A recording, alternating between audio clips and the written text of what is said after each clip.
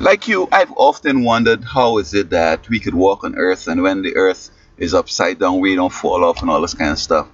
And I've been trying to understand this thing now. Many of the scientists who have technology and understandings deeper than mine were trying to tell me that in the Earth there's a magnetic this and that and all this kind of scientific googly goop.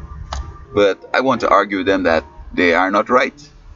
And I have a combination of experiences that give me an understanding of this thing and give me the confidence to say that they're wrong. For example, I was working in a carnival, these rides kind of fair, and there's a ride called the Gravitron. Now it's a globe. You go inside and it spins, and after a while it's spinning so fast that you can't come off. I'm not sure what it does. There's no magnetism. There's no nothing, but the spinning alone keeps you pinned onto the wall, and you could even sometimes take your foot off the ground. You still paste to the wall, as it were. Now, of course, this is within a dome. Now, I'm not sure what happens if you're outside. Maybe you're going to spin off.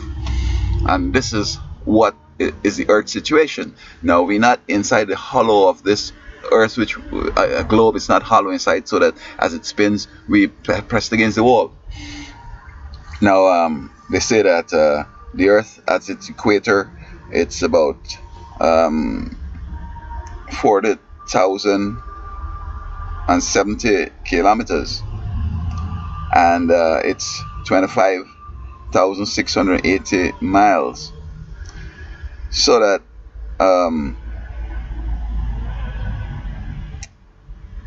the Earth then spinning every time it covers 24 hours, it did a complete revolution, and for it to happen, then it happened. Well, to cover that in 24 hours, you divide the circumference by the 24 hours, and you get 1670 kilometers an hour, and you divide the miles by 24, and you get 1,070 miles per hour.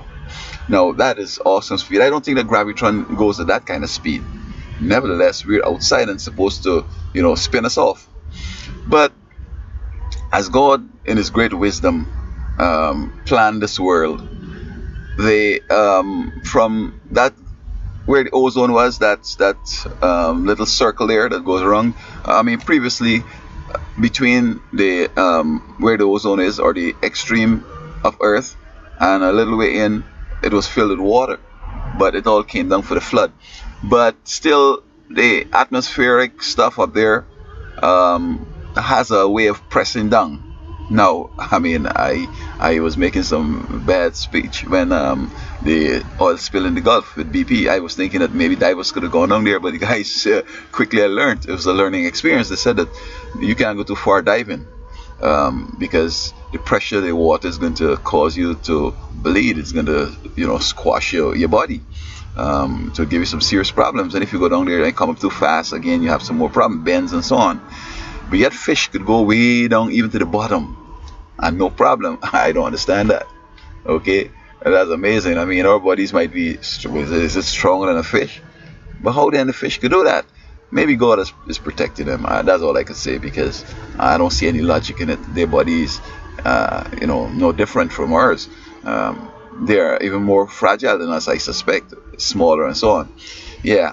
But with this level of air and other things that are above the Earth, it's pressing down, and this is what causes the atmospheric pressure. Now, the Earth is spinning, and with this atmospheric pressure on, or the accumulated weight of all this air and other the other atoms and compounds that are pressing down, as it were, we're spinning, and it's a kind of friction matter, so that we can't get out of that. Because look, at going at 1,070 miles an hour, that's fast. Look, for example, water, say out in the lake or the ocean or a river or whatever. You're doing somebody's pulling you water skiing, and you'd be able to ski for a while. But as soon as it slows down to a certain speed, you're going to, of course, sink. Just with planes are up there, they're so heavy, but they have to maintain a certain speed. If they only go slower, they're going to follow the sky. So if you invert that then, And he's saying that at the bottom, when we are supposed to be the bottom of the earth, because we go around, when we're the bottom, we're going so fast, and this pressure of the air keeps us stick onto the earth, as it were.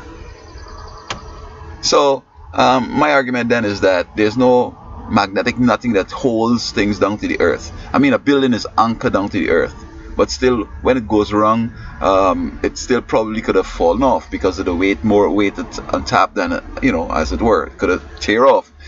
But the speed with which we're going, the air or the atmosphere keeps us on, as it were. If the earth should slow down, then it's highly probable we'll fall off, especially when you're upside down. And look at it, even the ocean, it maintains its level while upside down.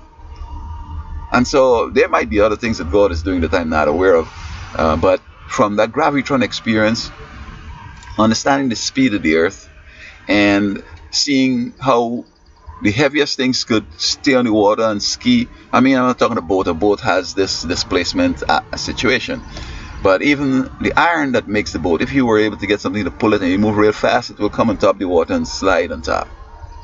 And then when you slow down, it's going to go down.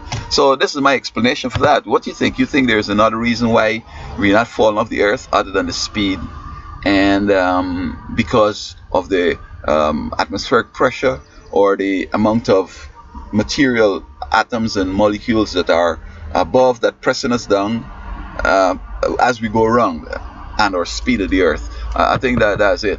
I mean, trust me, I'll put my life on this kind of view. I think this is it.